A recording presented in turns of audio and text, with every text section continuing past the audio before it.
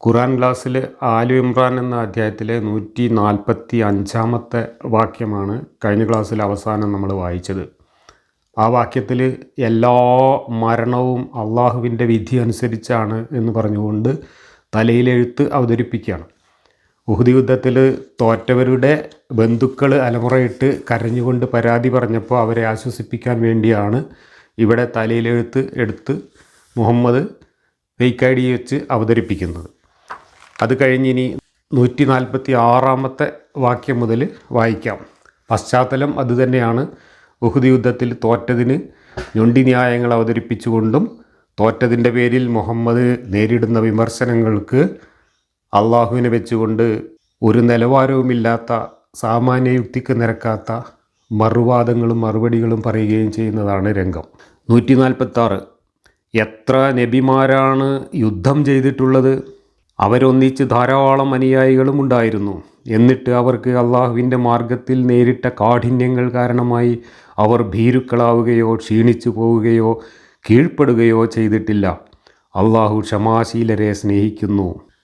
ഇവിടെ കായിമിൻ നബി കാത്തലമാഹു, നബിമാർ ഒരുപാട് പേര് യുദ്ധം ചെയ്തിട്ടുണ്ട് എന്ന് പറഞ്ഞുകൊണ്ടാണ്, പഴങ്കഥ പറഞ്ഞുകൊണ്ടാണ് ഇവിടെ തോറ്റതിന് ന്യായീകരണം പറയാൻ ശ്രമിക്കുന്നത്.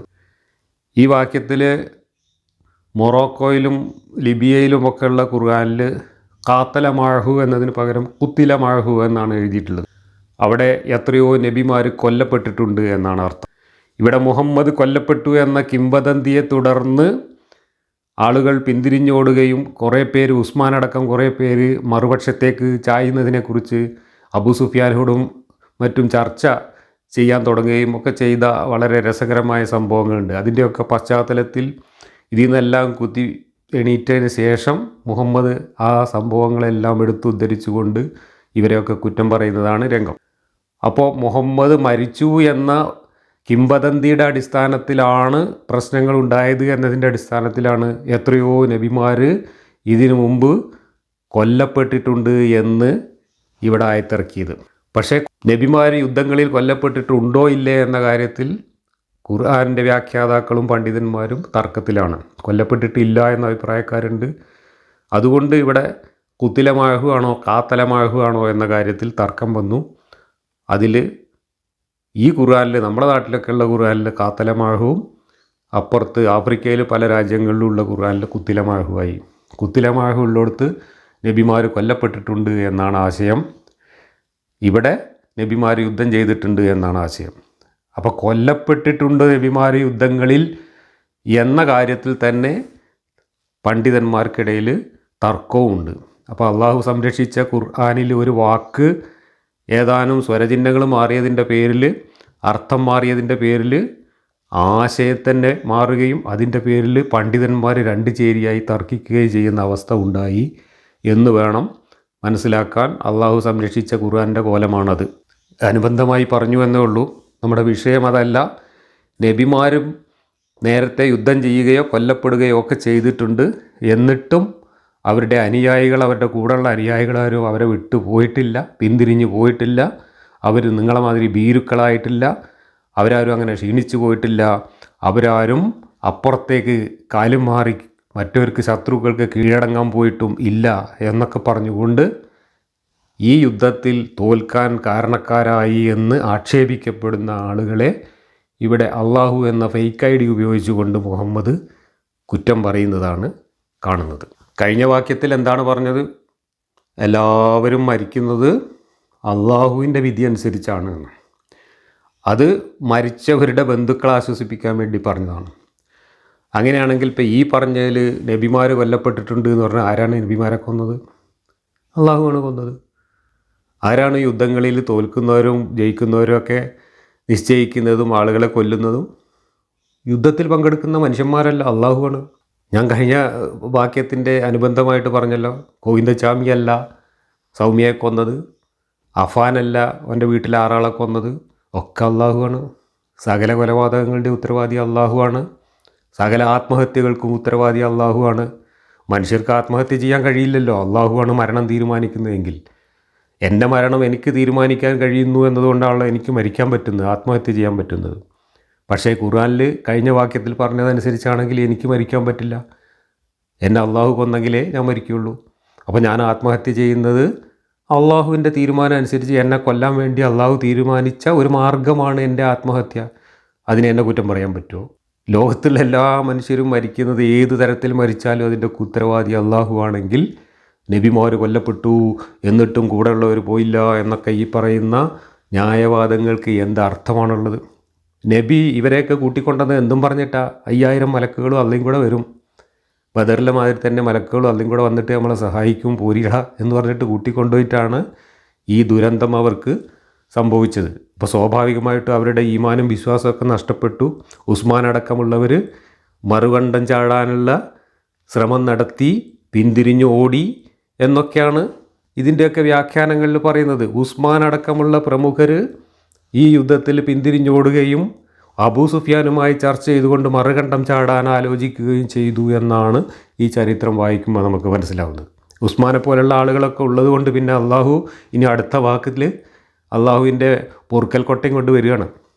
എന്നിട്ട് പുറത്തു കൊടുക്കുന്നത് അടുത്ത വാക്യത്തിൽ നമുക്ക് വായിക്കാം. എത്ര നബിമാരാണ് യുദ്ധം ചെയ്തിട്ടുള്ളത്. അവർ ഒന്നിച്ച് ധാരാളം അനുയായികളുണ്ടായിരുന്നു. എന്നിട്ട് അവർക്ക് അള്ളാഹുവിൻ്റെ മാർഗത്തിൽ നേരിട്ട കാഠിന്യങ്ങൾ കാരണമായി അവർ ഭീരുക്കളാവുകയോ ക്ഷീണിച്ചു പോവുകയോ കീഴ്പ്പെടുകയോ ചെയ്തിട്ടില്ല. അള്ളാഹു ക്ഷമാശീലരെ സ്നേഹിക്കുന്നു. ആര് ക്ഷമ കാണിക്കണം, ആര് മരിക്കണം, ആര് ഓടിപ്പോകണം, ഇതൊക്കെ കഴിഞ്ഞ വാക്യത്തിൽ പറഞ്ഞതനുസരിച്ച് അള്ളാഹിൻ്റെ തീരുമാനമാണ്. മരണം മാത്രമല്ല, മനുഷ്യൻ ചെയ്യുന്ന എല്ലാ പ്രവൃത്തികളും അള്ളാഹുവിൻ്റെ മുൻകൂട്ടിയുള്ള തീരുമാനമാണ്. ഓരോരുത്തരും ജനിക്കുന്നതിന് മുമ്പ് എഴുതി വെച്ചതാണ് എന്ന് അവിടെ വേറെ പറയുന്നുണ്ട്. മനുഷ്യൻ്റെ സാമാന്യ ബുദ്ധിയെ ഇത്രമാത്രം പരിഹസിക്കുന്ന വേറൊരു പുസ്തകമോ വേറൊരു കഥയോ ലോകത്തില്ല. ഈ കഥയൊക്കെ വിശ്വസിക്കണമെങ്കിൽ മനുഷ്യന് ആദ്യം ചെയ്യേണ്ടത് നമ്മുടെ തലച്ചോറ് അവിടെ നിന്ന് എടുത്ത് മാറ്റിയിട്ട് ചിന്താശേഷിയെ പൂർണ്ണമായിട്ടും പൂട്ടിട്ട് ലോക്ക് ചെയ്തതിന് ശേഷം ഓഫാക്കി വെച്ചതിന് ശേഷം മാത്രമേ ഈ വിരോധാഭാസങ്ങളെ നമുക്ക് വെട്ടി വിഴുങ്ങാൻ പറ്റുള്ളൂ. 147 ഞങ്ങളുടെ രക്ഷിതാവേ, ഞങ്ങളുടെ കുറ്റങ്ങളും സ്വന്തം കാര്യത്തിൽ ഞങ്ങൾ അതിരുവിട്ട് പ്രവർത്തിച്ചതും നീ പുറത്തു തരയണമേ. ഞങ്ങളുടെ പാദങ്ങളെ നീ ഉറപ്പിച്ച് നിർത്തിത്തരികയും സത്യനിഷേധികളായ ജനതയ്ക്കെതിരെ ഞങ്ങളെ നീ സഹായിക്കുകയും ചെയ്യണമേ എന്ന് പ്രാർത്ഥിക്കുകയല്ലാതെ മറ്റൊരു വാക്കും അവർ പറഞ്ഞിരുന്നില്ല. മുഹമ്മദിനെ നന്നായിട്ട് പഞ്ഞിക്കിടാൻ തുടങ്ങി മരിച്ചവരുടെ ബന്ധുക്കളും യുദ്ധത്തിൽ തോറ്റ് പിന്തിരിഞ്ഞു പോയവരും എല്ലാവരും കൂടെ. അപ്പോൾ അതിന് മുഹമ്മദ് അവരെ കുറ്റം പറയുകയാണ്. ഈ നബിമാരോടൊപ്പം യുദ്ധം ചെയ്തവരും തോറ്റവരും മരിച്ചവരും അല്ലെങ്കിൽ ഇങ്ങനെയുള്ള പ്രതിസന്ധികളെ നേരിട്ടവരൊന്നും ഇതുപോലുള്ള വർത്താനമൊന്നും പറഞ്ഞിട്ടില്ല. പകരം അവർ രക്ഷിതാവേ ഞങ്ങളെ കുറ്റം പുറത്തു തരണേ എന്ന് പറഞ്ഞുകൊണ്ട് പ്രാർത്ഥിക്കുക മാത്രമേ ചെയ്തിട്ടുള്ളൂ എന്ന് മുഹമ്മദ് ഇവരെ പറഞ്ഞു ധരിപ്പിക്കാൻ ശ്രമിക്കുകയാണ്. അതിനും ആരോടാണോ പ്രാർത്ഥിക്കണമെന്ന് പറയുന്നത് ആ പഠിച്ചോൻ തന്നെ വന്നിട്ടാണ് ഇങ്ങനെയാണ് നിങ്ങൾ ചെയ്യേണ്ടത് എന്ന് പറഞ്ഞു കൊടുക്കുന്നത്. 148 അപ്പോൾ അള്ളാഹു അവർക്ക് ഇഹലോക പ്രതിഫലവും ഉത്കൃഷ്ടമായ പരലോക പ്രതിഫലവും നൽകി. അള്ളാഹു പുണ്യവന്മാരെ സ്നേഹിക്കുന്നു. അപ്പോൾ അങ്ങനെ യുദ്ധം ചെയ്ത ആളുകൾക്ക് അള്ളാഹു ഇഹലോകത്തും പ്രതിഫലം കൊടുത്തു, പരലോകത്തും പ്രതിഫലം കൊടുത്തു. ഇഹലോകത്ത് കൊടുത്ത പ്രതിഫലം എന്താണ്? യുദ്ധത്തിൽ ഗനീമത്ത് എന്നൊക്കെയാണ് ഈ വ്യാഖ്യാതാക്കൾ എഴുതി വെച്ചിട്ടുള്ളത്. പക്ഷേ മുഹമ്മദിനല്ലാതെ വേറൊരു പ്രവാചകനും ഗനീമത്ത് ഹലാലാക്കി കൊടുത്തിട്ടില്ല എന്ന് പറയുന്ന ഹദീസ് അപ്പുറത്ത് വേറെ ഉണ്ട്. അത് ഞാൻ വായിക്കാം.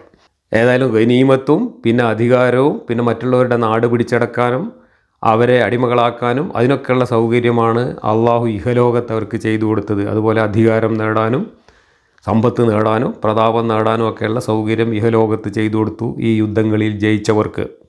പരലോകത്താണെങ്കിലോ ഈ യുദ്ധങ്ങളിലൊക്കെ മരിച്ചു എന്നവർക്ക് അള്ളാഹു കള്ളും പെണ്ണും ഓഫർ ചെയ്തിരുന്നു, അതവിടെ കൊടുത്തു എന്നൊക്കെ പറഞ്ഞുകൊണ്ട് ഈ കഥ പറയാണ്. പക്ഷേ മുഹമ്മദിന് മുമ്പ് ഒരു പ്രവാചകനും മറ്റുള്ളവരുടെ സ്വത്ത് കൊള്ളയടിച്ച് പൂട്ടടിക്കാൻ അനുവാദം കൊടുത്തിട്ടില്ല എന്ന് മുഹമ്മദ് തന്നെ അവകാശപ്പെടുന്ന ഹദീസ് അവിടെ വേറെ കിടപ്പുണ്ട്. ഇവിടെയൊക്കെ നമ്മൾ കോമൺ സെൻസ് ഓഫ് ചെയ്യാതെ വായിക്കുകയാണെങ്കിൽ മനസ്സിലാവുന്ന ഒരു കാര്യം എന്താണ്?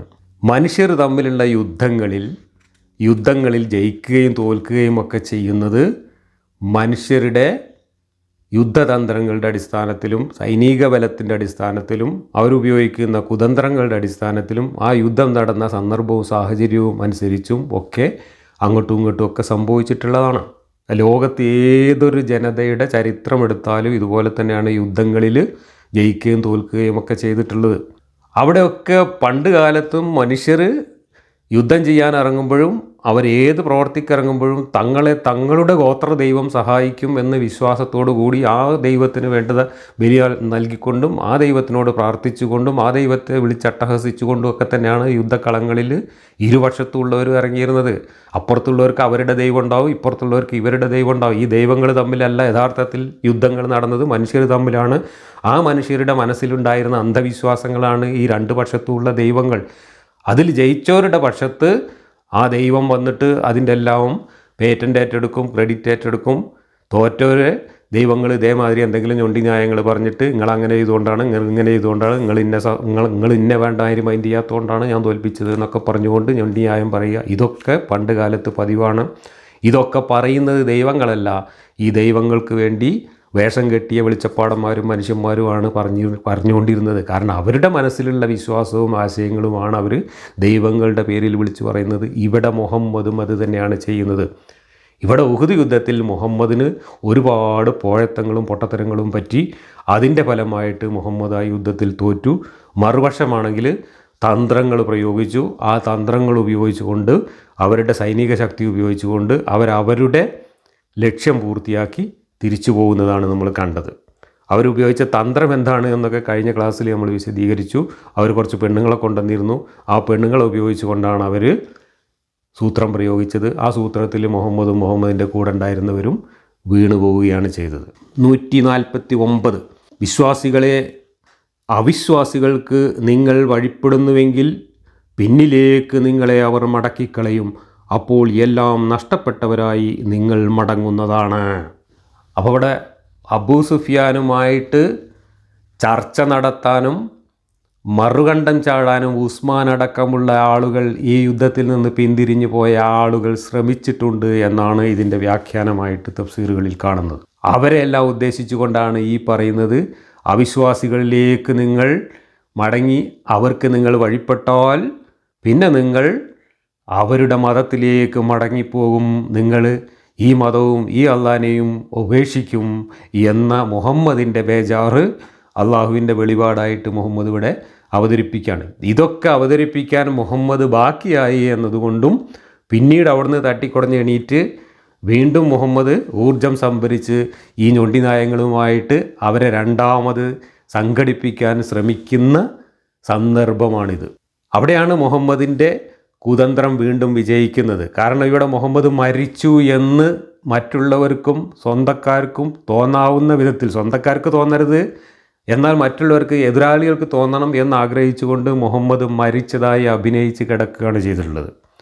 അത് കണ്ട് അബൂ സുഫിയാനും കൂട്ടർ മുഹമ്മദ് മരിച്ചിട്ടുണ്ടാവും എന്ന ധാരണയിൽ തിരിച്ചുപോയി. എന്നാൽ മുഹമ്മദ് മരിച്ചിട്ടില്ല എന്ന വിവരം കിട്ടിയിട്ടും വീണ്ടും തിരിച്ചു വന്ന് മുഹമ്മദിനെ കൊല്ലാനോ അതല്ലെങ്കിൽ മദീന കീഴടക്കാനോ ഒന്നും അവർ ശ്രമിച്ചില്ല. അവരുടെ ലക്ഷ്യം അതായിരുന്നില്ല. അവരുടെ ലക്ഷ്യം ഖിസാസ് മാത്രമായിരുന്നു എന്നുള്ളതാണ്. ഇവിടെ തോറ്റതിൻ്റെ പേരിൽ മുഹമ്മദിനെയും മുഹമ്മദിൻ്റെ മതവും ഉപേക്ഷിച്ച് മറുപക്ഷത്തേക്ക് തന്നെ പോകാൻ, സ്വന്തം പൂർവ്വവിശ്വാസങ്ങളിലേക്ക് തന്നെ മടങ്ങാൻ പലരും ശ്രമിച്ചു, ആഗ്രഹിച്ചു. അതിനനുസരിച്ചുള്ള ചർച്ചകളൊക്കെ നടന്നു. അതിനുശേഷം ആ വിവരങ്ങളെല്ലാം അറിഞ്ഞപ്പോൾ മുഹമ്മദ് അവരെ അള്ളാഹുവിനെ വെച്ച് ചീത്ത പറയുകയാണ്. ഇവിടെ ഒരുപാട് അഭിപ്രായ വ്യത്യാസങ്ങളുണ്ട്. ഇതാരെക്കുറിച്ചാണ് ഇതൊക്കെ പറയുന്നത് എന്നത് ഉസ്മാനെയും കൂട്ടരെയും കുറിച്ചാണെന്ന് ഒരു അഭിപ്രായം പറയുന്നു. വേറെ കൂട്ടർ പറയുന്നത് ജൂതന്മാരുടെ കൂട്ടത്തിൽ നിന്ന് കുറച്ച് പേര് മുഹമ്മദിൻ്റെ കൂടെ വന്നിരുന്നു. അവർ വീണ്ടും ജൂതന്മാരിലേക്ക് തിരിച്ചു പോകാൻ വേണ്ടി ജൂതന്മാരും അവരും തമ്മിൽ വീണ്ടും ചർച്ചകൾ നടന്നു, അവരെയാണ് ഉദ്ദേശിക്കുന്നത് എന്നൊക്കെ പറഞ്ഞുകൊണ്ട് പലതരത്തിലുള്ള അഭിപ്രായങ്ങളും തർക്കങ്ങളും വ്യാഖ്യാതാക്കൾക്കിടയിലുണ്ട്. 150 എന്നാൽ അള്ളാഹു നിങ്ങളുടെ സഹായകനാണ്, അവൻ സഹായിക്കുന്നവരിൽ ഉത്തമനാകുന്നു. അള്ളാഹുവിൻ്റെ സഹായത്തിലെ ഉത്തമത്വമാണ് ഇപ്പോൾ നമ്മൾ ഉഹുദ് യുദ്ധത്തിൽ കണ്ടത്. അള്ളാഹു തന്നെ ഒരു മിഥ്യയാണ് എന്ന് സാമാന്യ ബുദ്ധി മരവിച്ചിട്ട് ഇല്ലാത്ത ആളുകൾക്ക് കൃത്യമായി മനസ്സിലാക്കാൻ ഇസ്ലാം ചരിത്രത്തിലെ ഈ ഉഹുദ് യുദ്ധം ഒരു നല്ല പാഠമാണ്. ഉഹുദ് യുദ്ധം മാത്രമല്ല, അള്ളാഹു മിഥ്യയാണ് എന്നതിന് ഇസ്ലാം ചരിത്രത്തിൽ 100 കണക്കിന് വ്യക്തമായ തെളിവുകളുണ്ട്. ഉഹുദ് യുദ്ധം അതിനൊരു ഉദാഹരണം മാത്രമാണ്. അള്ളാഹു സഹായിക്കുമെന്ന് പറഞ്ഞുകൊണ്ട് 5000 മലക്കുകളെയും കൂട്ടി അള്ളാഹു വന്നിട്ടുണ്ട് എന്നും പറഞ്ഞുകൊണ്ടാണ് മുഹമ്മദ് ഉഹുദ് യുദ്ധത്തിലേക്ക് അവരെ കൂട്ടിക്കൊണ്ടുപോകുന്നത്. അള്ളാഹുവിൻ്റെ സഹായത്തിലൊന്നും വലിയ വിശ്വാസമില്ലാത്തതുകൊണ്ടും തങ്ങളുടെ അഭിപ്രായം മാനിക്കാത്തതുകൊണ്ടും അൻസാറുകളായ 100-300 പേര് യുദ്ധരംഗത്ത് നിന്ന് പിന്തിരിഞ്ഞു പോയി. അത് മുഹമ്മദിന് ഏറ്റ ഒന്നാമത്തെ തിരിച്ചടിയായിരുന്നു. രണ്ടാമത്തെ തിരിച്ചടിയാണ് മുഹമ്മദിന് യുദ്ധതന്ത്രങ്ങളിൽ വന്ന പാളിച്ചയും മറ്റൊരു പ്രയോഗിച്ച സൂത്രത്തിൽ മുഹമ്മദും മുഹമ്മദിൻ്റെ അനുയായികളും പെട്ടുപോയതും. മുഹമ്മദ് ഈ യുദ്ധരംഗത്ത് മക്കയിൽ നിന്ന് വന്ന സൈന്യത്തിന് അഭിമുഖമായി ഉഹുദ് മലയുടെ താഴ്വരയിൽ നിൽക്കുകയല്ല ചെയ്തത് എന്നും ആ മലയുടെ മറുവശത്ത് മക്കക്കാരായ സൈനികർക്ക് കാണാൻ പറ്റാത്ത വിധത്തിൽ മലയുടെ മറുവശത്ത് മുഹമ്മദ് മദീനക്ക് നേരെ തിരിഞ്ഞുകൊണ്ട്, അതായത് മറുവശത്തേക്ക് തിരിഞ്ഞുകൊണ്ട് മലയുടെ മറുവശത്ത് മുഹമ്മദ് ഒളിച്ചിരിക്കുകയായിരുന്നു എന്നുമാണ് തഫ്സീറുകളിൽ നിന്നും ചരിത്രത്തിൽ നിന്നും മനസ്സിലാവുന്നത്. എന്നിട്ട് ആ മുഹമ്മദിനെ മറ്റൊരു കണ്ട് ആക്രമിക്കാതിരിക്കാൻ വേണ്ടി മുഹമ്മദിൻ്റെ മുൻഭാഗത്ത്, അതായത് മലയുടെ മറുഭാഗത്താണ് മുഹമ്മദ് കുറേ അമ്പെയ്ത്തുകാരെ നിർത്തിയിരുന്നത്. ആ അമ്പെയ്ത്തുകാരെ അവിടെ നിന്ന് മാറ്റാൻ വേണ്ടിയിട്ടാണ് അബൂ സുഫിയാൻ അങ്ങോട്ട് ഈ പെണ്ണുങ്ങളെ പറഞ്ഞയച്ചത്. അങ്ങനെ ഇപ്പുറത്ത് എന്താ നടക്കുന്നത് എന്നറിയാതെ നിൽക്കുന്ന അവർ, ഈ പെണ്ണുങ്ങൾ നിലയും വിളിയിട്ടുകൊണ്ട് തുണിയും പൊക്കിക്കൊണ്ട് ആ അമ്പെയ്ത്തുകാരുടെ മുന്നിലൂടെ ഓടിയപ്പോൾ യുദ്ധം നമ്മൾ ജയിച്ചിരിക്കുന്നു, അതാ ഗനീമത്ത് പിടിച്ചോളി എന്ന് പറഞ്ഞുകൊണ്ട് അമ്പും വില്ലൊക്കെ വലിച്ചെറിഞ്ഞിട്ട് ആ പെണ്ണുങ്ങളെ പിടിക്കാൻ വേണ്ടി ഓടി. ആ സമയത്താണ് അബൂ സുഫിയാനും ഖാലിദ് ബിൻ വലീദും സംഘവും അതുവഴി വന്നിട്ട് മുഹമ്മദ് നിൽക്കുന്നിടത്തുണ്ടായിരുന്നവരെയും അതിനപ്പുറം ഉണ്ടായിരുന്നവരുമായ 70 പേരെ വെട്ടിക്കൊന്നിട്ട് പോയത്. മുഹമ്മദ് വെട്ടുകൊള്ളാതിരിക്കാൻ വേണ്ടിയിട്ട് അൻസാറുകളെ വരിയും എന്ന് പറഞ്ഞ് വിളിക്കുകയും ഒരുപാട് അൻസാറുകൾ മുഹമ്മദിന് വേണ്ടി അവിടെ ഷഹീദായി മരിച്ചു പോവുകയും ചെയ്തു എന്ന് പറയുന്നുണ്ട്. ആ കൂട്ടത്തിൽ മുഹമ്മദിന് വെട്ടുകൊണ്ടു, ചെറുതായിട്ട് പല്ലുപോയി, ചുണ്ടുപൊട്ടി. ആ സമയത്ത് മുഹമ്മദ് മരിച്ചതായി അഭിനയിച്ചുകൊണ്ട് അവിടെ കിടക്കുകയാണ് ചെയ്തത്. അങ്ങനെയാണ് മുഹമ്മദ് രക്ഷപ്പെട്ടത്. പക്ഷേ മറ്റൊരു 70 പേരെ കൊന്നിട്ട് അവർ തിരിച്ചുപോയി. ഏറ്റവും കൂടുതൽ ആളുകളെ കൊന്നിട്ടുള്ളത് ഖാലിദ് ബിൻ വലീദാണ് എന്ന കാര്യം നിങ്ങൾ ഓർക്കണം. ഈ ഖാലിദ് ബിൻ വലീദാണ് പിന്നീട് ഇസ്ലാമിൻ്റെ ഏറ്റവും വലിയ പടത്തലവനായിട്ട് ഇപ്പുറത്ത് വരുന്നത്. അള്ളാഹു ഖുർആനിൽ തന്തയില്ലാത്തവൻ എന്ന് വിളിച്ച വലീദിൻ്റെ മകനാണ് ഈ ഖാലിദ്. ആ ഖാലിദാണ് ഉഹുദ് യുദ്ധത്തിൽ ഏറ്റവും കൂടുതൽ മുസ്ലിങ്ങളെ വെട്ടിക്കൊന്നത്. അന്ന് ഓൻ മുശ്രിക്കാണ്. എന്നിട്ട് അവിടെ നിന്ന് എല്ലാം കഴിഞ്ഞ് എണീറ്റ് വന്ന് ആകപ്പാടെ തൂഫാനായ സമയത്ത് സ്വന്തം അനുയായികളിലുണ്ടായ ആശയക്കുഴപ്പം തീർക്കാൻ വേണ്ടിയിട്ട് വീണ്ടും ഈ ഫേക്ക് ഐഡിയയും താങ്ങിക്കൊണ്ട് വന്നിട്ടാണ് ഈ മുട്ടുന്യായങ്ങളെല്ലാം മുഹമ്മദ് അവരുടെ മുമ്പിൽ അവതരിപ്പിക്കുന്നത്. അള്ളാഹുവിൻ്റെ സഹായം വേണ്ട, അള്ളാഹു ഒരു കാര്യം മര്യാദക്ക് പറഞ്ഞു കൊടുക്കുന്നതിൽ പോലും ചരിത്രത്തിൽ പല സന്ദർഭങ്ങളിലും 100% പരാജയപ്പെട്ടതായിട്ട് നമുക്ക് കാണാം. ഞാൻ എത്രയോ ഉദാഹരണങ്ങൾ ഇതിനു മുമ്പ് പല സന്ദർഭങ്ങളിലും പറഞ്ഞിട്ടുണ്ട്. ഉഹുദ് യുദ്ധത്തിൽ മാത്രമല്ല, ഉഹുദ് യുദ്ധത്തിൽ ഇങ്ങനെ ഒരു ചതിയിൽ കുടുങ്ങാൻ പോവുകയാണ് എന്ന കാര്യമൊന്നും അള്ളാഹു മുഹമ്മദിന് പറഞ്ഞു കൊടുത്തിട്ടില്ല. എങ്ങനെയാണ് യുദ്ധം ചെയ്യേണ്ടത്, മദീനയിലേക്ക് ഇങ്ങോട്ട് വന്നിട്ടാണോ അതോ അങ്ങോട്ട് പോയിട്ടാണോ എന്നത് മുഹമ്മദിന് മറ്റുള്ളവരുടെ അഭിപ്രായം അനുസരിച്ച് ചെയ്യേണ്ടി വന്നത് അള്ളാഹു ഇടപെട്ടുകൊണ്ട് ഇന്ന മാതിരി ചെയ്യണമെന്ന് മുഹമ്മദിനെ അറിയിക്കാത്തത് കൊണ്ടാണ്. കാരണം മുഹമ്മദിന് അറിയാത്ത ഒന്നും അള്ളാഹുവിനും അറിയുമായിരുന്നില്ല. അതുകൊണ്ടാണ് മുഹമ്മദ് ബേജാറായി മറ്റുള്ളവരോട് അഭിപ്രായം ചോദിക്കാൻ പോയതും അഭിപ്രായ ഭിന്നത ഉണ്ടായതും തിരിച്ചടി നേരിട്ടതും. ഇതാണ് ഉഹുദ് യുദ്ധത്തിലെ അള്ളാഹുവിൻ്റെ സഹായം. മുഹമ്മദിന് കിട്ടിയ സഹായമാണ് ഇപ്പോൾ ഈ കാണുന്നതൊക്കെ. അതുപോലെ എത്രയോ സംഭവങ്ങൾ നമുക്കറിയാം. ബിർ മൗന സംഭവം നമ്മൾ മുമ്പ് പലതവണ പറഞ്ഞിട്ടുള്ളതാണ്. പിന്നീട് മദീനയിൽ ഒരു ജൂതഗോത്രക്കാരെ മുഹമ്മദ് ഒരിക്കൽ ഇതുപോലെ ചതിച്ച് കൊള്ളയടിക്കപ്പെട്ട ഒരു ജൂതഗോത്രക്കാർ അവരുടെ പ്രതീതികൾ പിന്നീട് മദീനയിൽ മുഹമ്മദിനെ വന്ന് കണ്ടിട്ട് ഞങ്ങളുടെ ഗോത്രം പൂർണ്ണമായും ഇസ്ലാം ദീൻ സ്വീകരിച്ചിരിക്കുന്നു, ഇനി ആ ഗോത്രത്തിൽ ഖുർആൻ പഠിപ്പിക്കാൻ വേണ്ടി കുറച്ച് ഖുർആൻ പണ്ഡിതന്മാരെ ഞങ്ങൾക്ക് അയച്ചു തരണം എന്നാവശ്യപ്പെട്ടു. മുഹമ്മദ് ഒന്നും ആലോചിക്കാതെ അവിടെ ഉണ്ടായിരുന്ന ഖുർആൻ പഠിച്ച ഹാഫിദുകളായ 70 പേരെ ആ ജൂതന്മാരുടെ കൂടെ അങ്ങോട്ട് പറഞ്ഞയച്ചു. ഈ 70 പേരെയും കൊണ്ടുപോകുന്ന വഴിക്ക് വെച്ചിട്ട് ഈ ജൂതന്മാർ കൊന്നു. അള്ളാഹു മുഹമ്മദിൻ്റെ പോക്കറ്റിലുണ്ട്, കൊണ്ടുപോകുന്നത് ചതിക്കാനാണ്, കൊല്ലാനാണ് എന്ന് ഒരു സൂചന കൊടുക്കാൻ, നിങ്ങളെ സഹായിക്കാൻ അള്ളാഹു ഉണ്ട് എന്ന് ഇവിടെ വീമ്പ് പറയുന്ന അള്ളാഹുവിന്, സർവജ്ഞാനിയായ അള്ളാഹുവിന് കഴിഞ്ഞില്ല. എന്നിട്ട് പിന്നെ മുഹമ്മദ് ഈ വിവരം അറിഞ്ഞതിന് ശേഷം മാസങ്ങളോളം കരഞ്ഞുകൊണ്ടും പ്രാർത്ഥിച്ചുകൊണ്ടും നടക്കുകയായിരുന്നു എന്നാണ് ഹദീസുകളിലും ചരിത്രത്തിലുള്ളത്.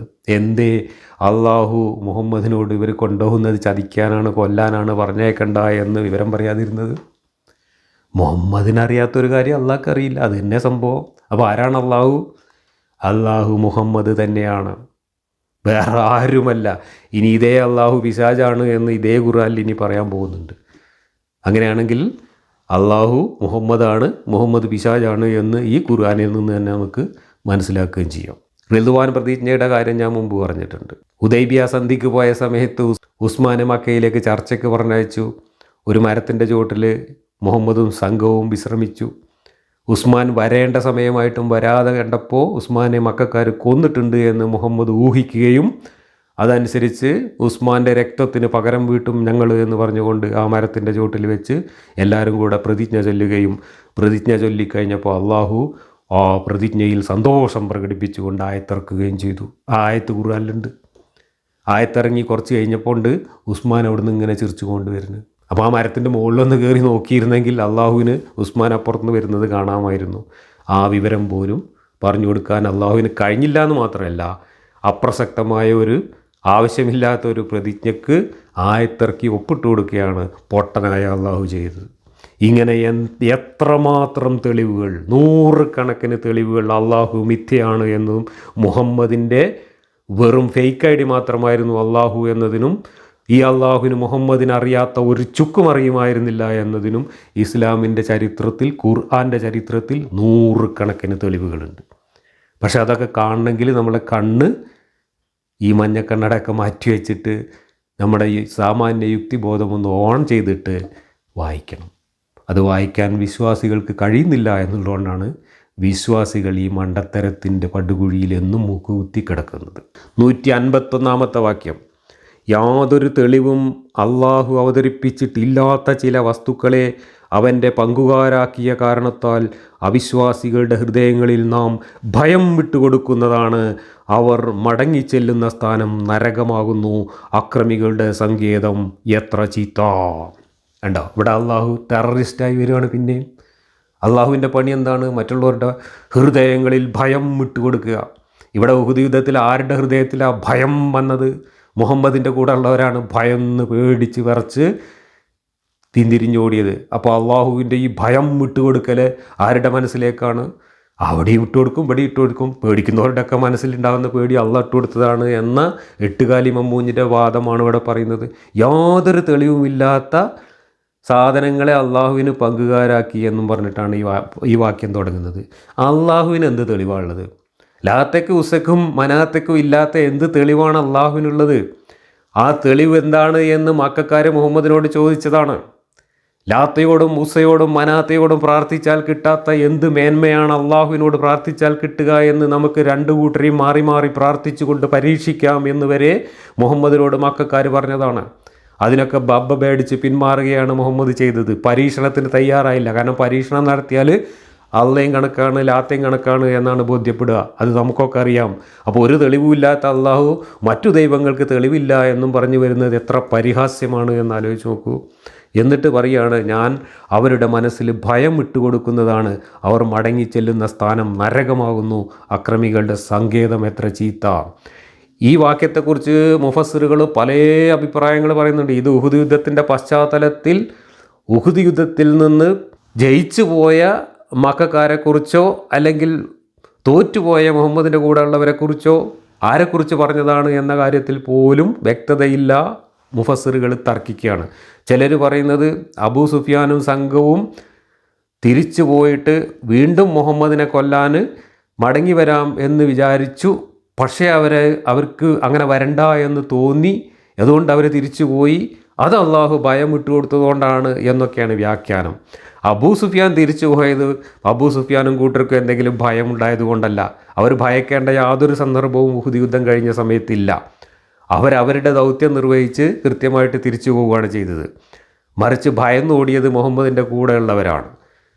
അപ്പോൾ മുഹമ്മദിനോട് അനുയായികൾ ഇങ്ങനെ പരാതി പറഞ്ഞ് വാവിട്ട് കരഞ്ഞ സമയത്ത് അവർ രണ്ടാമത് വന്ന് നമ്മളെ കൊല്ലാതിരുന്നത് അവരിൽ അള്ളാഹു ഭയം ഇട്ടുകൊടുത്തത് കൊണ്ടാണ് എന്നൊരു പച്ചക്കള്ളം മുഹമ്മദ് അവരെ പറഞ്ഞ് ധരിപ്പിക്കാൻ ശ്രമിക്കുന്നതാണ് ഇത്. ഒന്നുകിൽ അതല്ലെങ്കിൽ ഈ പല മുഫസ്സിറുകളും പറയുന്നത് പോലെ ഇത് പൊതുവായിട്ട് പറഞ്ഞതാണ്. അള്ളാഹു എതിരാളികളെ എപ്പോഴും ഭയം ഇട്ടുകൊടുത്തുകൊണ്ട് തോൽപ്പിക്കും, നിങ്ങളെ രക്ഷിക്കും. ഇപ്പോൾ തൽക്കാലം ഇങ്ങനെയൊക്കെ നമുക്ക് ഒരു ശിക്ഷ പരീക്ഷണം എന്നുള്ള നിലക്ക് പരാജയം ഉണ്ടായെങ്കിലും ഭാവിയിൽ അള്ളാഹു അവരുടെ മനസ്സിൽ ഭയം വിട്ടുകൊടുത്തുകൊണ്ട് ഇനിയും നിങ്ങളെ ജയിപ്പിച്ചു തരും, ഇനിയും അവർ തോൽക്കും എന്ന് പറഞ്ഞതാണ് എന്നാണ് വേറൊരു വ്യാഖ്യാനം. അതാണെങ്കിൽ അത് ഇസ്ലാമിൻ്റെ ഒരു പൊതു സിദ്ധാന്തമാണ്. ഇസ്ലാമിൽ അള്ളാഹുവിൻ്റെയും നബിയുടെയും പ്രധാന പണി ആളുകളെ ഭയപ്പെടുത്തുക എന്നത് തന്നെയായിരുന്നു. ടെററിസ്റ്റുകളായിരുന്നു അള്ളാഹു മുഹമ്മദും. അള്ളാഹു ടെററിസ്റ്റ് ആവാൻ കാരണം മുഹമ്മദ് ടെററിസ്റ്റ് ആയതുകൊണ്ടാണ്. അള്ളാഹു അല്ല ആളുകളെ ഭയപ്പെടുത്തിയിരുന്നത്, മുഹമ്മദാണ് ആളുകളെ ഭയപ്പെടുത്തിയിരുന്നത്. ഇത് ഞാൻ പറയുന്നതല്ല. ഇസ്ലാമിൻ്റെ ചരിത്രത്തിൽ ഹദീസുകളിൽ, സഹീഹായ ബുഖാരിയുടെ അടക്കം ഹദീസുകളിൽ വെണ്ടക്കാക്ഷരത്തിൽ എഴുതി വച്ചിട്ടുണ്ട്. അത് എല്ലാ മുഫസ്സിറുകളും ഈ ആയത്തിൻ്റെ താഴെ ഭാഗികമായിട്ടോ പൂർണ്ണമായിട്ടോ ഉദ്ധരിച്ചിട്ടുണ്ട്. മലയാളത്തിൽ ഉദ്ധരിച്ചിട്ടുണ്ട്, ഇബ്നു കസീർ അടക്കമുള്ള ആളുകൾ ഉദ്ധരിച്ചിട്ടുണ്ട്. ഞാൻ ഇബ്നു കസീർ ഉദ്ധരിച്ച ആ ഹദീസിൻ്റെ ഇംഗ്ലീഷ് ഒന്ന് വായിച്ച് കേൾപ്പിക്കാം. മുഹമ്മദ് പറയുന്നതായിട്ട് ബുഖാരിയിലും മറ്റും ഉദ്ധരിച്ചിട്ടുള്ള ഒരു ഹദീസാണ്. I was given 5 things that no other prophet before me was given. വേറെ ഒരു പ്രവാചകനും കൊടുത്തിട്ടില്ലാത്ത 5 കാര്യങ്ങൾ എനിക്ക് പ്രത്യേകമായി കിട്ടിയിട്ടുണ്ട്, അള്ളാഹുവിൽ നിന്ന് കിട്ടിയിട്ടുണ്ട്. 5 കാര്യങ്ങൾ, മറ്റൊരു പ്രവാചകനും കിട്ടിയിട്ടില്ലാത്ത 5 പ്രത്യേക കാര്യങ്ങൾ എനിക്ക് കിട്ടിയിട്ടുണ്ട്. I was aided with fear the distance of 1 month. അതിലൊന്നെന്താണ്? 1 മാസത്തെ വഴിദൂരം ചുറ്റളവിലുള്ള മുഴുവൻ ആളുകൾക്കും എന്നെക്കുറിച്ച് ഭയം ജനിപ്പിച്ചു തന്നു, അള്ളാഹു എന്നെ സഹായിച്ചു. ഇതാണ് ഹദീസിൽ പറയുന്നത്. ഒന്നാമത്തെ വേറൊരു പ്രവാചകനും കൊടുത്തിട്ടില്ലാത്ത, അള്ളാഹു ഈ മുഹമ്മദിന് മാത്രം കൊടുത്തിട്ടുള്ള സവിശേഷത എന്താണ്? മുഹമ്മദ് എന്ന് കേട്ടാൽ മുഹമ്മദ് ജീവിച്ചിരുന്ന മദീനക്ക് ചുറ്റും 1 മാസത്തെ വഴി ദൂരം ചുറ്റളവിലുള്ള എല്ലാ പ്രദേശങ്ങളിലും ആളുകൾ പേടിച്ച് വിറക്കുകയായിരുന്നു. അപ്പോൾ അള്ളാഹുവിൻ്റെ പണി എന്താണ്? മനുഷ്യന്മാരിൽ മുഹമ്മദിനെക്കുറിച്ചും ഇസ്ലാമിനെക്കുറിച്ചും ഭീതി ജനിപ്പിക്കുക, എന്നിട്ട് മുഹമ്മദിനെയും ഇസ്ലാമിനെയും സഹായിക്കുക. ഇസ്ലാം മതം ലോകത്ത് വ്യാപിപ്പിക്കാൻ അള്ളാഹു കണ്ടെത്തിയ ഏറ്റവും നല്ല മാർഗം എന്താണ്? മനുഷ്യരിൽ ഭീതി പരത്തുക. അപ്പോൾ ആരാണ് കൂട്ടരെ ഇസ്ലാമോഫോബിയ ഉണ്ടാക്കിയത്? ഇസ്ലാമോഫോബിയ 20-ാം നൂറ്റാണ്ടിലോ 21-ാം നൂറ്റാണ്ടിലോ ആരെങ്കിലും ഉണ്ടാക്കിയതാണോ? യൂറോപ്യന്മാരുണ്ടാക്കിയതാണോ? ഇസ്രായേൽ ഉണ്ടാക്കിയതാണോ? അമേരിക്ക ഉണ്ടാക്കിയതാണോ? അല്ലെങ്കിൽ എക്സ് മുസ്ലിങ്ങൾ ഉണ്ടാക്കിയതാണോ? സംഘികൾ ഉണ്ടാക്കിയതാണോ? ഇത് ഫോബിയ അല്ലല്ലോ, ഇത് ഫിയറാണ്. ഇവിടെ ഫോബിയ എന്നല്ല പറയുന്നത്. ഫോബിയ എന്ന് പറഞ്ഞാൽ അകാരണമായ ഭയമാണ്. ഇവിടെ അള്ളാഹു തന്നെ ഉണ്ടാക്കിയത്, ഇസ്ലാമിനെ കുറിച്ചുണ്ടാക്കിയ വികാരം, മുഹമ്മദിനെ കുറിച്ചുണ്ടാക്കിയ വികാരം ഭയമാണ് എന്നാണ് ഇവിടെ പറയുന്നത്. അപ്പോൾ ആരാണ് ടെററിസ്റ്റ്? ആരാണ് ഭീകരവാദി? അള്ളാഹു ഭീകരവാദിയാണ് എന്നും മുഹമ്മദ് ഭീകരവാദിയാണ് എന്നും നമ്മളോട് പറയുന്നത് ആരാണ്? ഈ മുഹമ്മദ് മുഹമ്മദിൻ്റെ പേരിൽ എഴുതി വെച്ച ഹദീസിൽ തന്നെയാണ് പറയുന്നത്. അള്ളാഹുവിൻ്റെ പേരിലാണ് മുഹമ്മദ് അവകാശവാദം ഉന്നയിക്കുന്നത്. മനുഷ്യരാശിയുടെ രക്ഷകനായിട്ട് ലോകത്ത് എവിടെയെങ്കിലും ഒരു പ്രവാചകൻ പ്രത്യക്ഷപ്പെട്ടിട്ടുണ്ട് എന്ന് കേട്ടാൽ മനുഷ്യരെല്ലാവരും ആ പ്രവാചകൻ്റെ ആഗമനം കാത്ത് സന്തോഷത്തോടു കൂടി പൂക്കൂടയും ബൊക്കയും ചുവപ്പ് പരവതാനിയും വിരിച്ച് കാത്തിരിക്കുന്നതിന് പകരം എല്ലാ മനുഷ്യരും പേടിച്ച് വിറക്കുകയായിരുന്നു എന്ന് പറഞ്ഞാൽ വന്നത് പ്രവാചകനായിരുന്നോ ഭീകരവാദിയായിരുന്നോ? സാമാന്യ ബുദ്ധി ഉണ്ടെങ്കിൽ ആലോചിക്കുക. ഇനി രണ്ടാമത്തെ ഇദ്ദേഹത്തിന് കൊടുത്ത പ്രത്യേകത എന്താണെന്ന് നോക്കുക. The earth was made a masjid and clean place for me. ഭൂമിയിലെവിടെയും നിസ്കരിക്കാനുള്ള സൗകര്യം അള്ളാഹു എനിക്ക് അനുവദിച്ചു തന്നു. മണ്ണ് നിസ്കരിക്കാനുള്ള പള്ളിയായിട്ട് അനുവദിച്ചു തന്നു എന്നാണ് രണ്ടാമത്തെ സവിശേഷ അവാർഡായിട്ട് പറയുന്നത്. മൂന്നാമത്തത് I was allowed war booty. ഞാൻ നേരത്തെ പറഞ്ഞല്ലോ, വേറെ ഒരു പ്രവാചകനും അനുവദിച്ചു കൊടുത്തിട്ടില്ലാത്ത, ഹലാലാക്കി കൊടുത്തിട്ടില്ലാത്ത ഒരു സാധനം മുഹമ്മദിന് ഹലാലാക്കി കൊടുത്തത് വാർ ബൂട്ടിയാണ്. എന്താ വാർ ബൂട്ടി പറഞ്ഞാൽ? കൊള്ളയടിച്ചു കൊണ്ടുവന്ന മുതൽ. കൊള്ളയടിച്ചു കൊണ്ടുവരുന്ന മുതൽ പുട്ടടിക്കാൻ വേറൊരു പ്രവാചകനും അനുവാദം കൊടുത്തിട്ടില്ലാത്ത അള്ളാഹു എനിക്ക് അനുവാദം തന്നു എന്ന് പറഞ്ഞാൽ മുഹമ്മദ് ഇപ്പോൾ ആരായി? ഭീകരവാദി പ്ലസ് കൊള്ളക്കാരൻ. ഈ 2 ഗുണങ്ങളാണ് മുഹമ്മദ് എന്ന പ്രവാചകനുണ്ട് ഉള്ളത് എന്ന് നമ്മളോട് പറയുന്നത് മുഹമ്മദ് തന്നെയാണ്, അള്ളാഹു തന്നെയാണ്, ഖുർആനാണ്, ഹദീസാണ്. ഖുർആനിൽ എന്താ പറഞ്ഞത്? ഞാൻ ഭയം വിട്ടുകൊടുക്കും, നിങ്ങളെ സഹായിക്കും എന്ന്. ഇത് പൊതുവായ നിർദ്ദേശമാണ് എന്നും ലോകാവസാനം വരെയുള്ള നിലപാടാണ് എന്നുമാണ് വ്യാഖ്യാതാക്കൾ എഴുതി വച്ചിട്ടുള്ളത്. ഉഹുദ് യുദ്ധത്തിൽ മാത്രം പറഞ്ഞതല്ല, ലോകാവസാനം വരെയുള്ള അള്ളാഹിൻ്റെ നിലപാടാണിത് എന്ന്. മുസ്ലിങ്ങളെക്കുറിച്ചും ഇസ്ലാമിനെക്കുറിച്ചും മറ്റുള്ളവരിൽ ഭീതി ജനിപ്പിച്ചു തരും. ഇത് തന്നെയാണ് കൂട്ടരെ ലോകത്തെമ്പാടും നൂറുകണക്കിന് ഭീകരവാദ സംഘടനകൾ അക്രമങ്ങൾ നടത്തുന്നതിൻ്റെ ദീനീശാസ്ത്രം. ഭീതി പരത്തിക്കൊണ്ട് മതം പ്രചരിപ്പിക്കുക എന്നത് അള്ളാഹു പഠിപ്പിച്ച, മുഹമ്മദ് പഠിപ്പിച്ച രീതിശാസ്ത്രമാണ്. ആ രീതിശാസ്ത്രം വിട്ടിട്ട് ആധുനിക കാലത്ത് പുതിയ രീതിശാസ്ത്രം സ്വീകരിക്കാൻ മതമൗലികവാദികൾ തയ്യാറല്ല എന്നതുകൊണ്ടാണ് ഇന്നും ഈ ഭീകരവാദത്തിൻ്റെ മാർഗം ഈ മതം പ്രചരിപ്പിക്കുന്നതിന് വേണ്ടി ഉപയോഗിച്ചു കൊണ്ടിരിക്കുന്നത്. ഇതൊക്കെ പച്ച പരമാർത്ഥമാണ്, സത്യമാണ്. നമ്മൾ സംഘി ഇസ്രായേൽ മറ്റേത് മറിച്ചത് ഇസ്ലാമോഫോബിയ എന്നൊന്നും പറഞ്ഞ് വാവിട്ട് നിലവിളിച്ചിട്ട് ഒരു കാര്യമില്ല. മതം പഠിച്ചവർ ഇതാണ് പഠിക്കുന്നത്. കിതാബുകളിൽ ഇതാണുള്ളത്, ഖുർആനിൽ ഇതാണുള്ളത്. പടച്ചോൻ്റെ വെളിപാട് എന്ന് പറയുന്ന പുസ്തകത്തിൽ എഴുതി വച്ചിരിക്കുന്നത് ഇതാണ്. അതിൻ്റെ വ്യാഖ്യാനമായി വന്നിട്ടുള്ള ഹദീസുകളിൽ എഴുതി വെച്ചിട്ടുള്ളത് ഇതാണ്. ഭീകരവാദവും കൊള്ളയുമാണ് മുഹമ്മദിൻ്റെ സവിശേഷത എന്ന് നമ്മളല്ല പറയുന്നത്. I was given the intercession. അടുത്തത് അഴിമതി. നോക്കുമോ, നാലാമത്തെ പറയുന്നത് I was given the intercession and prophets use to be sent to their people but I was sent to all mankind particularly. അടുത്തത് ഇൻ്റർസെഷൻ നടത്താൻ എനിക്ക് പ്രത്യേകം അവകാശം തന്നിട്ടുണ്ട്. ലോകത്ത് വേറെ ഒരു പ്രവാചകനും അഴിമതി നടത്താൻ അവകാശം കൊടുത്തിട്ടില്ല. എനിക്ക് അഴിമതി നടത്താൻ അവകാശം കൊടുത്തിട്ടുണ്ട്. ആരാണ് അഴിമതി ചെയ്യുന്നത്? അള്ളാഹു. ഇൻ്റർസെഷൻ എന്ന് പറഞ്ഞാൽ എന്താണ്? ശുപാർശ ചെയ്യുക. അള്ളാഹുവിൻ്റെ അടുത്ത് ലോകാവസാനം അള്ളാഹു തുലാസം തൂക്കിയിട്ട് നീതി നടപ്പിലാക്കുന്നിടത്ത് പോയിട്ട് നിങ്ങൾ അങ്ങനെ ചെയ്യുക, ഇങ്ങനെ ചെയ്യുക, ഓന സ്വർഗത്തുക്കാക്ക്, ഓന നരകത്തുക്കാക്ക് എന്ന് ശുപാർശ ചെയ്യാനുള്ള അവകാശം മുഹമ്മദിന് കൊടുത്തിട്ടുണ്ട് എന്നാണ് മുഹമ്മദ് പറയുന്നത്. അപ്പോൾ മൂന്നാമത്തെ ഗുണം അഴിമതി. അള്ളാഹുവിനെ കൊണ്ട് അഴിമതി ചെയ്യിക്കാൻ മുഹമ്മദിന് അവകാശമുണ്ട് എന്ന വാദം മുഹമ്മദ് ആരായി? ഭീകരവാദിയായി, കൊള്ളക്കാരനായി, അഴിമതിക്കാരനായി. മുഹമ്മദിൻ്റെ അള്ളാഹു ഈ മൂന്നിനും കൂട്ടുനിൽക്കുന്ന ഭീകരവാദി ദൈവം, കൊള്ളക്കാരനായ ദൈവം, അഴിമതിക്കാരനായ ദൈവം. പിന്നെ അവസാനം പറയുന്നത് ബാക്കിയുള്ള പ്രവാചകന്മാരൊക്കെ അവരവരുടെ ജനതയ്ക്ക് വേണ്ടിയിട്ടാണ് അയച്ചത്, പക്ഷേ എന്നെ ലോകത്തുള്ള മുഴുവൻ മനുഷ്യർക്കും വേണ്ടിയിട്ടാണ് അയച്ചത്.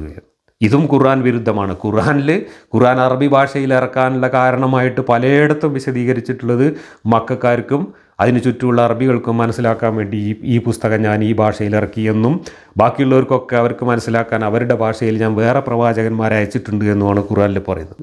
അതിന് വിരുദ്ധമാണ് മുഹമ്മദ് ഇപ്പോൾ അവകാശപ്പെടുന്നത് ഞാൻ ലോകത്തിൻ്റെ മുഴുവൻ പ്രവാചകനാണ്. ലോകത്തിൻ്റെ മുഴുവൻ പ്രവാചകനാണെങ്കിൽ മുഹമ്മദിൻ്റെ വെളിപാടുകൾ ലോകത്തുള്ള എല്ലാ ഭാഷയിലും വരണം, എല്ലാവർക്കും മനസ്സിലാവുന്ന രീതിയിൽ വരണം. അറബിയിൽ ഇതുപോലുള്ള തമ്മാടിത്തങ്ങൾ എഴുതി വെച്ചിട്ട് ഞാൻ ലോകത്തിൻ്റെ പ്രവാചകനാണെന്ന് പറഞ്ഞാൽ മുഹമ്മദ് ലോകത്തിൻ്റെ ഭീകരവാദിയാണെന്നും മുഹമ്മദ് ലോകത്തിൻ്റെ കൊള്ളക്കാരനാണെന്നും മുഹമ്മദ് ലോകത്തിൻ്റെ അഴിമതിക്കാരനാണ് എന്നും മാത്രമേ ഇതിനർത്ഥമുള്ളൂ. പച്ചയായിട്ട് അത് തന്നെയാണ് ഇവിടെ ഹദീസിൽ എഴുതി വെച്ചിട്ടുള്ളത്. എൻ്റെ ചോദ്യം ഇസ്ലാമോഫോബിയ അല്ല, ഇസ്ലാമോ ഫിയർ ഉണ്ടാക്കിയതാരാണ്? ഇസ്ലാമാണ്. ഇസ്ലാമിൻ്റെ കൂടപ്പറപ്പായ, ഇസ്ലാമിൻ്റെ പ്ലാസൻ്റെ പോലെ ഇസ്ലാമിൻ്റെ കൂടെ ജനിച്ചതാണ് ഭീകരത എന്ന് പറയുന്നത്. ഇത് ഞാൻ പറയുന്നതല്ല, ഖുർആൻ പറയുന്നു, ഹദീസ് പറയുന്നു. ഖുർആനിൽ നമ്മൾ വായിച്ചത് അള്ളാഹു ഭീതി ഇട്ടുകൊടുക്കും എതിരാളികളുടെ മനസ്സിൽ എന്നാണ്. ബദർ യുദ്ധത്തിൻ്റെ കാര്യം പറയുന്നിടത്ത് ഞാനാണ് അവരുടെ മനസ്സിലേക്ക് ഭീതി ഇട്ടുകൊടുക്കുന്നത്, അപ്പോൾ നിങ്ങൾ അവരുടെ കഴുത്ത് വെട്ടിക്കോ എന്ന ആയത്ത് ബദർ യുദ്ധവുമായി ബന്ധപ്പെട്ട് നമ്മൾ വായിച്ചു. അത് തന്നെയാണ് ഇവിടെയും. ഈ തോറ്റ യുദ്ധത്തിന് ശേഷവും അള്ളാഹു ഭീകരവാദം പറഞ്ഞുകൊണ്ടാണ് രംഗത്ത് വരുന്നത്. കൂറ്റനാടിൻ്റെ തഫ്സീറിൽ ഈ വാക്യവുമായി ബന്ധപ്പെട്ട് എഴുതി വെച്ചിട്ടുള്ള കുറച്ച് കാര്യങ്ങൾ ഞാൻ വായിക്കാം. ബഹുദൈവ വിശ്വാസികൾ കടുത്ത അപരാധം ചെയ്യുന്നവരാണ്. യാതൊരു തെളിവും പ്രമാണവും ഇല്ലാതെയും തികച്ചും ബുദ്ധിശൂന്യമായും അവർ അള്ളാഹു അല്ലാത്ത പല വസ്തുക്കളെയും ദൈവങ്ങളാക്കി വെച്ചു. യാതൊരു നീതീകരണവുമില്ലാത്ത ഈ മഹാപാതകം നിമിത്തം അള്ളാഹു അവരെ പരാജയപ്പെടുത്തുക തന്നെ ചെയ്യും. അതിനവൻ ചെയ്യുന്ന ഒരു മാർഗമാണ് ഇവിടെ എടുത്തു കാട്ടുന്നത്. അവരുടെ ഹൃദയങ്ങളിൽ ഭീതിയും ഭയവും ആശങ്കയും ഒക്കെ ഉയർത്തിവിടുക. മുസ്ലിങ്ങളെയും അവരുടെ സൈന്യങ്ങളെയും കുറിച്ച് അവിശ്വാസികൾക്കും മുശ്രിക്കുകൾക്കുമൊക്കെ എപ്പോഴും ഭീതിയായിരിക്കും. ഇന്നും ഈ അവസ്ഥ നമുക്ക് കാണാൻ കഴിയും. ശ്രദ്ധിക്കുക, മൂല്യർ എഴുതി വെച്ചതാണ്. ഇന്നും ഈ അവസ്ഥ നമുക്ക് കാണാൻ കഴിയും. ഏറ്റുമുട്ടലിൽ തങ്ങൾക്ക് എന്തെങ്കിലും സംഭവിച്ചാൽ തന്നെ വിശ്വാസികൾ അതിൽ മഹത്തായ പ്രതിഫലം പ്രതീക്ഷിക്കുന്നവരുമാണ്. വല്ല പരിക്കുകളും ഏൽക്കുകയോ കൊല്ലപ്പെടുക തന്നെ ചെയ്താലും യാതൊരു പരിക്കും പോറലും ഏൽക്കാതിരുന്നാലും വിശ്വാസിക്ക് പുണ്യം ലഭിക്കുക തന്നെ ചെയ്യും. അപ്പോൾ വിശ്വാസിക്ക് ഭീതിയില്ല. കാരണം വിശ്വാസിക്ക് മരിച്ചാൽ സ്വർഗം, ജയിച്ചാൽ ഗനീമത്ത്, രണ്ടായാലും ലാഭം. അതുകൊണ്ട് വിശ്വാസിക്ക് പേടിയില്ല. പക്ഷേ ഈ വിശ്വാസികളെ ലോകത്തുള്ള എല്ലാവരും ഇന്നും പേടിച്ചുകൊണ്ടിരിക്കുന്നു. അവിശ്വാസിയാകട്ടെ ഭൗതിക ജീവിതത്തെ അങ്ങേയറ്റം സ്നേഹിക്കുന്നവനും മരണത്തെ വളരെ ഭയപ്പെടുന്നവനുമാണ്. മനുഷ്യരായി ജനിച്ചവരൊക്കെ മരണത്തെ ഭയപ്പെടുന്നു. അതുകൊണ്ട് അപ്പോൾ ഈ ഭീതി സത്യവിശ്വാസികളെ സംബന്ധിച്ചിടത്തോളം അങ്ങേയറ്റം ആശ്വാസകരമാണ്. പച്ച മലയാളത്തിൽ മൊയ്ലിയാർ എഴുതി വെച്ചതാണിത്. ശത്രുവിന് നൽകപ്പെടുന്ന ഭീതി കൊണ്ട് ഞാൻ സഹായിക്കപ്പെട്ടിരിക്കുന്നു എന്ന് നബിയിൽ നിന്നും അബൂ ഹുറൈറ ഉദ്ധരിച്ചിട്ടുണ്ട്. അതാണിപ്പോൾ ഞാൻ വായിച്ച ഹദീസ്. മറ്റു പ്രവാചകന്മാരെ അപേക്ഷിച്ച് തനിക്ക് 4 സവിശേഷതകളുണ്ടെന്ന് പ്രസ്താവിച്ച റസൂൽ അവയിലൊന്ന് ഭീതിയാകുന്നു എന്ന് വ്യക്തമാക്കിയിട്ടുണ്ട്. തുർമിദി, അഹമ്മദ്, ബൈഹക്കി, മുസ്ലിം, ബുഖാരി എല്ലാത്തിലും ഉണ്ട് ഈ ഹദീസ്.